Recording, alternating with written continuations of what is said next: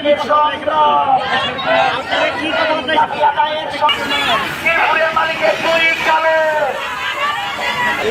আমরা আজকে এই কারখানার গেটে এসে অনশন করছি। যতক্ষণ পর্যন্ত আমাদের শ্রমিকদের দাবি দেওয়া আদায় না হবে ততক্ষণ পর্যন্ত আমরা এই কারখানার গেটে অবস্থান করব। প্রত্যেকটা শ্রমিকের প্রতি পূর্ণ বছরের জন্য একটা করে বেসিক এবং নোটিশ পে বাবদ আরো একটা বেসিক, এগুলো এক একজন 12 বছর 13 বছর চাকরির বয়স আছে, তাদের প্রায় এক একজন 1 লাখ 1.5 লাখ 2 লাখ টাকা পর্যন্ত পায় এই কারখানা থেকে। বাচ্চা আছে আমাদের সবার, স্কুলে পড়ে, মাদ্রাসায় পড়ে। আমার যেমন শিশু বাচ্চা আছে 16 মাসের, রাইখে আমি চাকরি করি, সে বাচ্চারা ঠিক মতো দুধ কিনা খাওয়াইতে পারি না।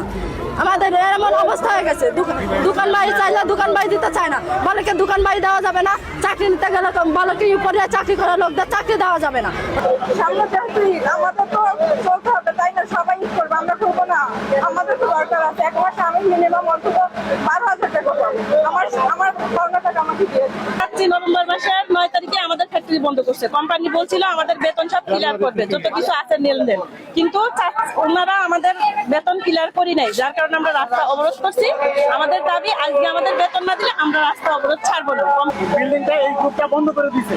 অনেক এই বিল্ডিং এর শ্রমিক যারা আছে তাদের এক একজনের 10 বছর 12 বছর এমনকি 5-7 বছর বন্ধ হয়ে গেছে।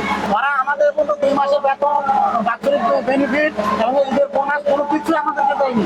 আমাদের শুধু ডেট দিচ্ছে আর ঘোরা।